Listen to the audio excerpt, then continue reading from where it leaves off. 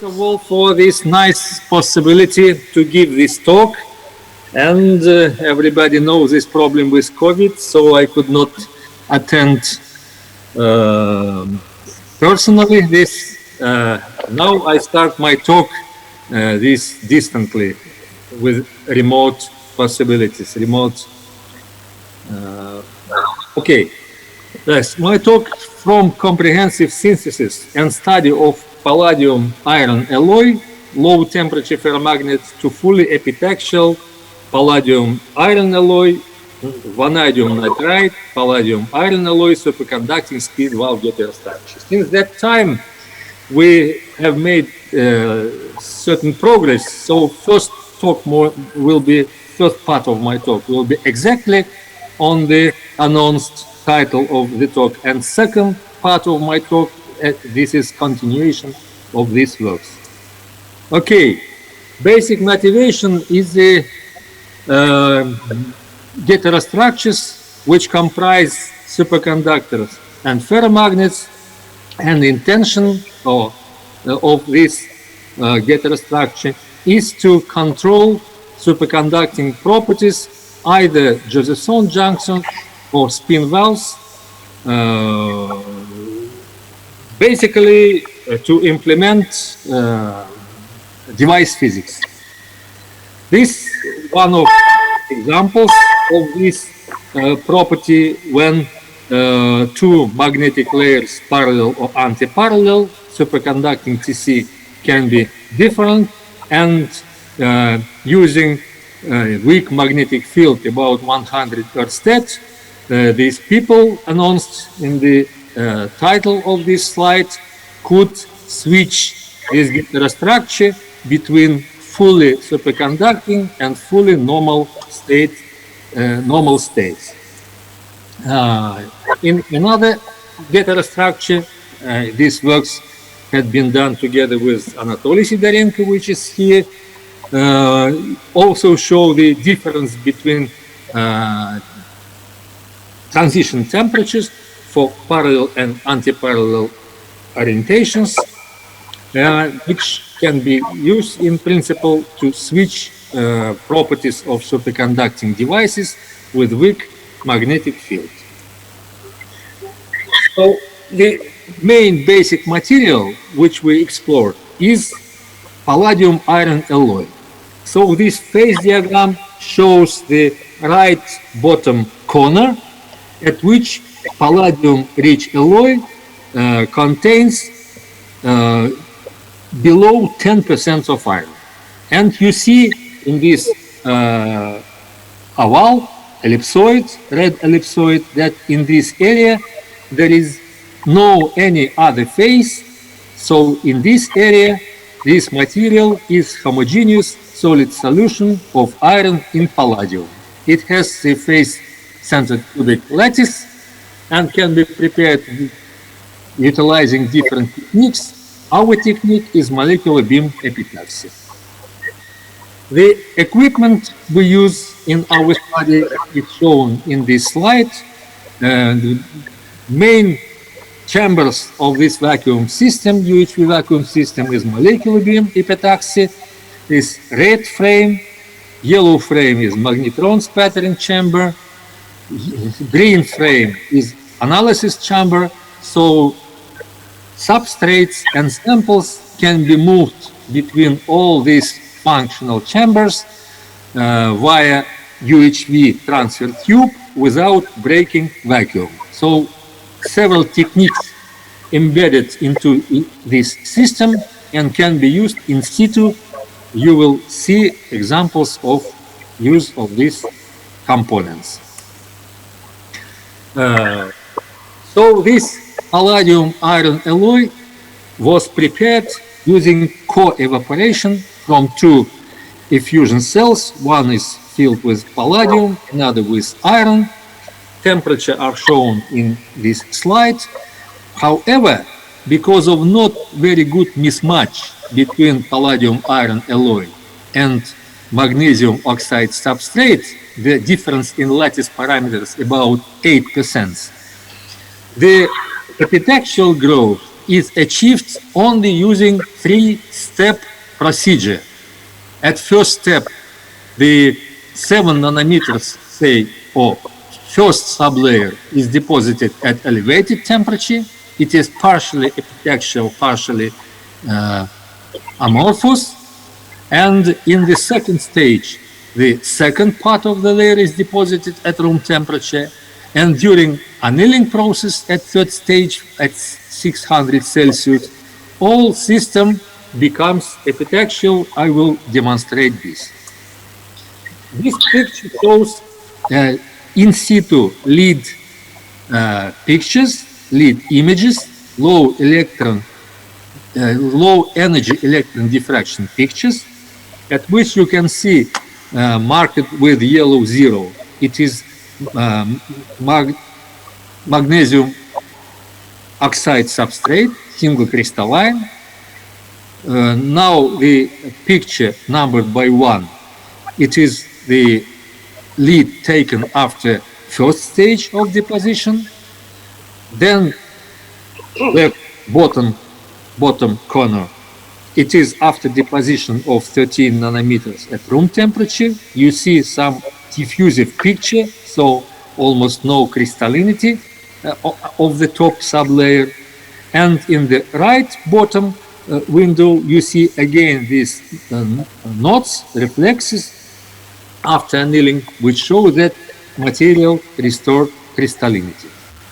Then for composition control, we used XPS, X-ray photoemission spectroscopy analysis, analyzing lines and comparing intensity and also the effective factor of electron escape.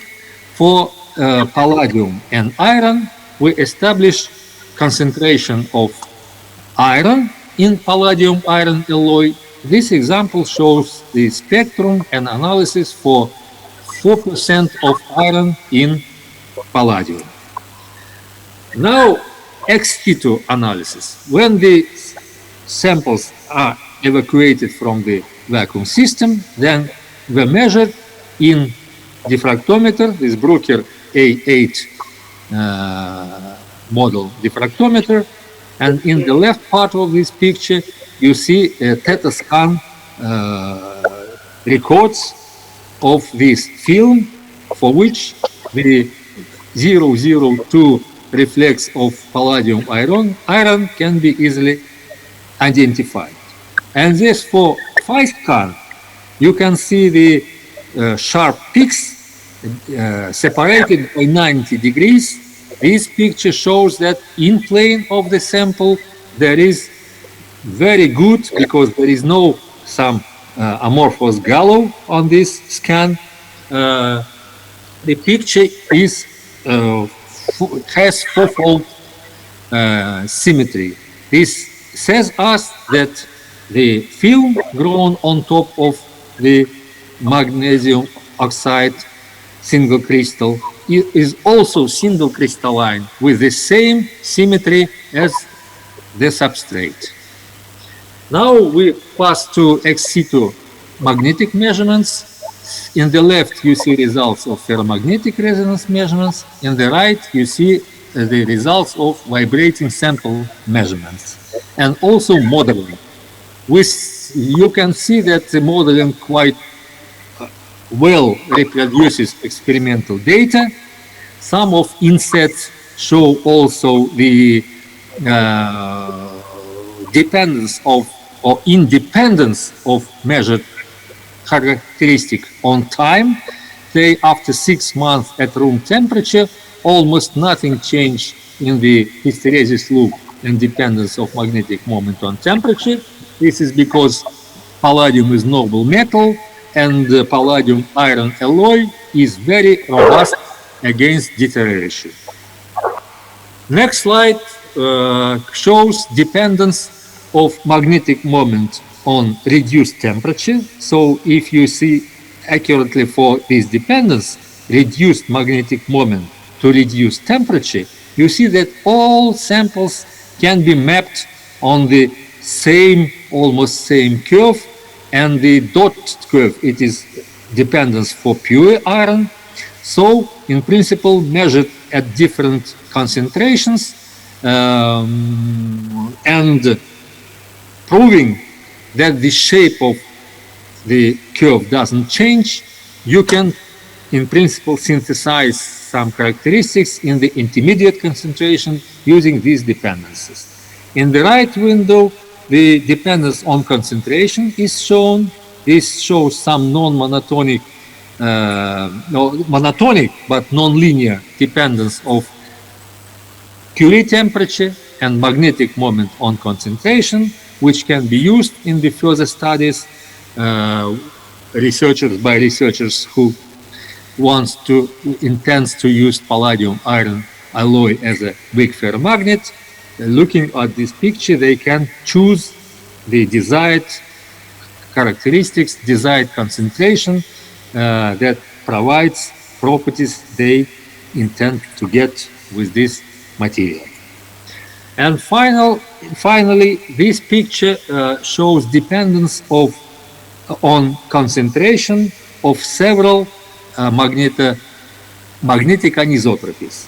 The energy of magnetic anisotropy, first K1, it is cubic anisotropy. K2, it is tetragonal anisotropy. And Kp, it is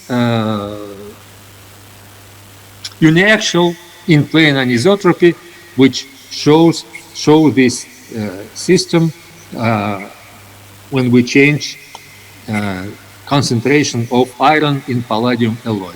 So again, this picture gives some database if people want to use this palladium iron alloy, then can choose the proper concentration. Looking at these dependencies, we present them in our paper published in Science China Materials Journal, Springer Journal, appeared in January of this year. And then I switch to Gator structures. Utilizing this material, we have grown the three-layer structure at which we used the palladium iron alloy with 4% of iron in alloy, another layer, magnetic layer, with 8% of iron in alloy, and superconducting vanadium nitride in between. I have to note here that palladium iron alloy, vanadium nitride, they fit very well lattice parameters of the substrate, which is magnesium oxide. So there is a chance that all these layers can be grown epitaxially if proper conditions will be found. So the picture shows experimental setup in which we use two orthogonal shutters. They are mounted just in our experimental setup. Both chambers, molecular beam epitaxy and magnetron sputtering chambers, both have these crossed shutters, orthogonal shutters, to produce several samples of different morphology, different structure in one run. Next slide shows two chambers. Again, right-hand side molecular beam epitaxy, which is used for palladium iron deposition, and in the left yellow frame, it is magnetron sputtering, which is used to deposit vanadium nitride using reactive magnetron sputtering. Next picture shows the actual process of deposition of vanadium nitride when the nitrogen is admixed to plasma generating argon gas, and then you see that the color is a little bit reddish, which is characteristic for argon plasma. And then after depositing vanadium nitride in the magnetron sputtering chamber, this sample holder again returned back without breaking vacuum to magnetron, to molecular beam epitaxy, and then deposition of palladium iron was continued. With this type of manipulations, we prepared 4 samples in one run. So every layer, which is common for some of samples, every layer is prepared in the same conditions for all 4 kinds of sample, which obtained and shown in the right hand side of this slide. It is somewhat pure vanadium layer, vanadium nitride layer on top of palladium iron alloy, then palladium iron alloy on top of vanadium nitride, and finally left top corner, it is 3-layer, this vanadium nitride sandwiched between 2 palladium iron alloy layers with different concentration of iron, but thicknesses adjusted then to have both layers have the same magnitude of magnetic moment per unit of square of the surface, square unit of the surface. And then the sample folder was moved to the analysis chamber. In this analysis chamber, first this right bottom molecular beam epitaxy chamber contains low energy electron diffraction in situ. So in this picture you see the lead images after every step of deposition. After every step of deposition, uncovered layers were measured, and results of measurements with these bright spots clearly show that all deposited layers are single crystalline. Composition again was measured using X-ray photoemission electron spectroscopy. I will not go in detail because I have shown this already for single palladium iron layer. Vanadium nitride composition was also adjusted, used by XPS, pre-adjusted before, of course, deposition of 3-layer. And these resulting samples structures you see here capped with 10 nanometers of silicon layer for protection against ambient atmosphere. And then Xc2 measurements were continued. So the XRD analysis shows vanadium N reflexes and palladium iron reflexes on a proper place. This means that the sample is crystalline. And the phi scan, in-plane scan, you can see here for every layer, also clearly shows that all they have 4-fold anisotropy of crystal structure in plane, and absence of gallow says that all 3 layers are single crystalline and epitaxially grown cube on cube, head by head. This picture shows ferromagnetic resonance analysis and fitting using the proper model. Fitting is quite good. This picture shows VSM magnetometry measurements and decomposition of the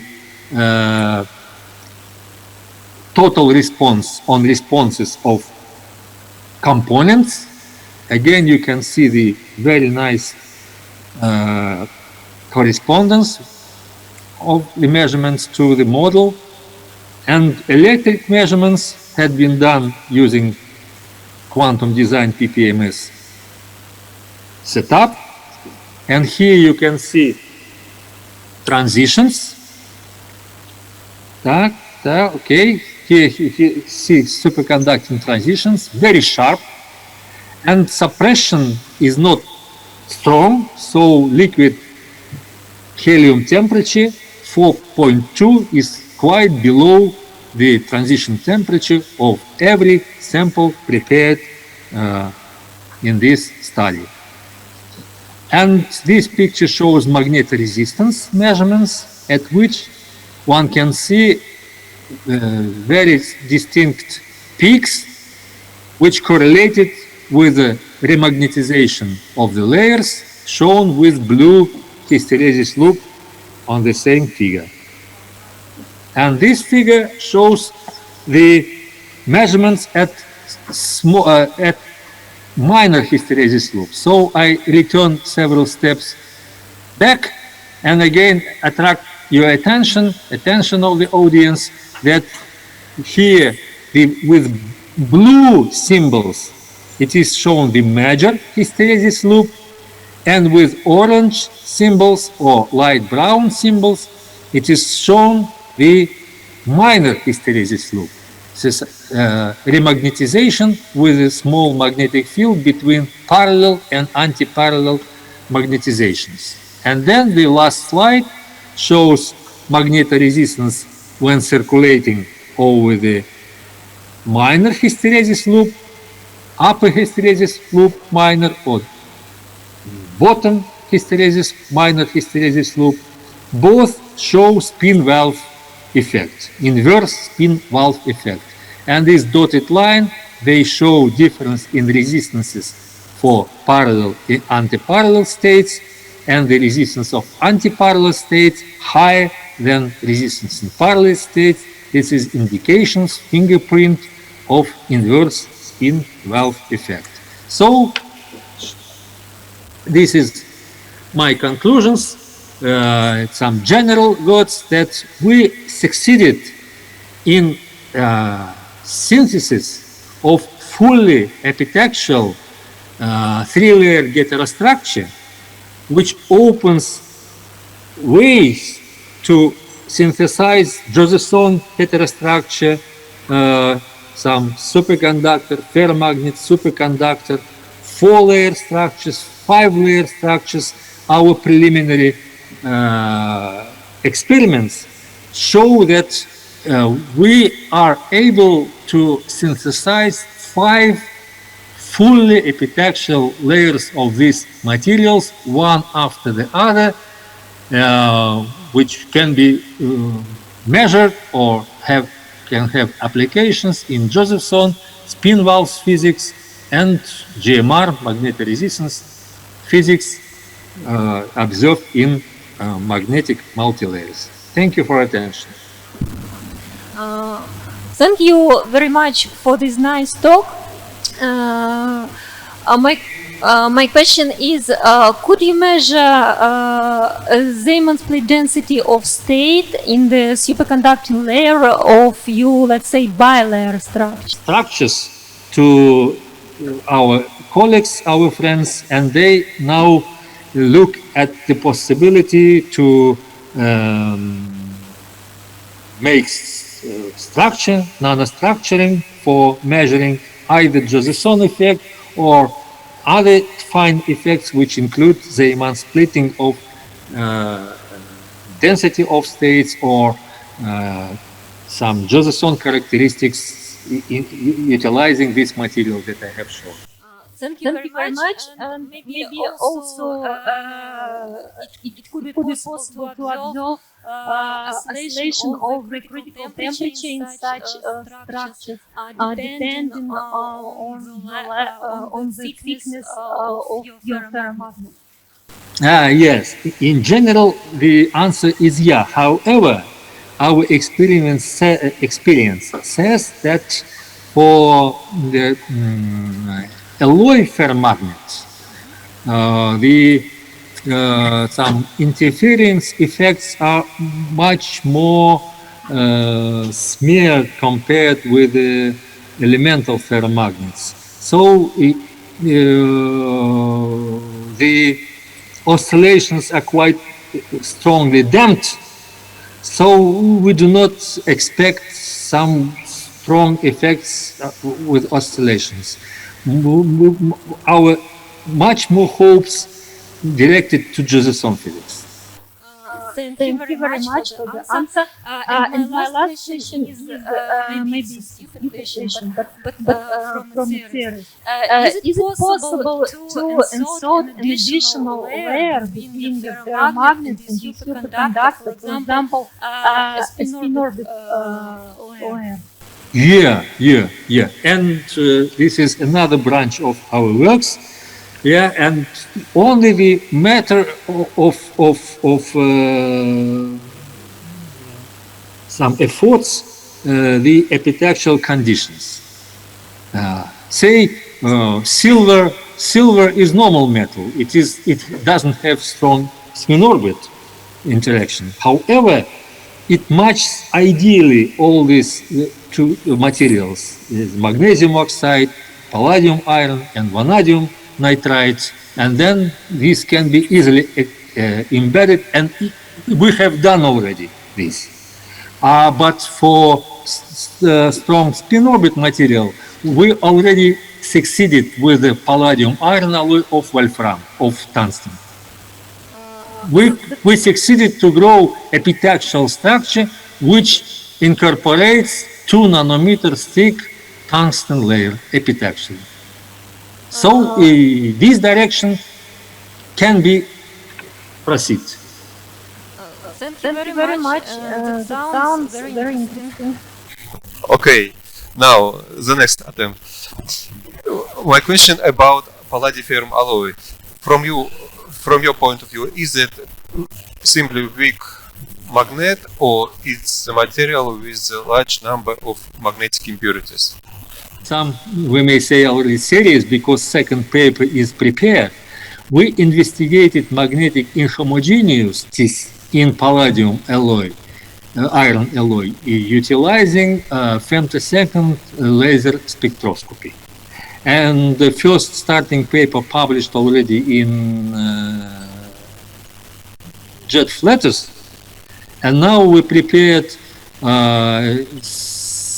a paper with a series for different concentrations, and it will be published with Anatoly in Ballstein Journal of Nanotechnology.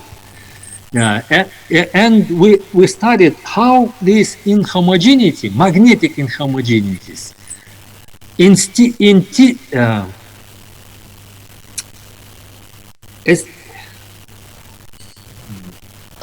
extinct with an increasing concentration of iron in palladium, and above approximately 4% of iron in palladium, it looks in nanometer scale of distances, or in the nanometer scale, it looks already like homogeneous.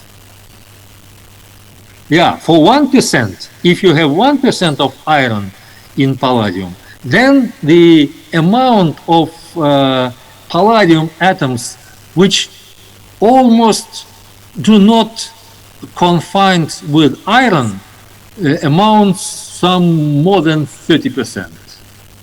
More than 30%. So the cluster, ferromagnetic cluster, is not homogeneous. It is not infinite. It is somewhat like spots, little bit maybe intersecting, but it is not continuous. But for approaching 4% of iron in palladium, you get infinite cluster without this somewhat like magnetic holes, nanometer scale magnetic holes. Material becomes magnetically homogeneous. This is my answer.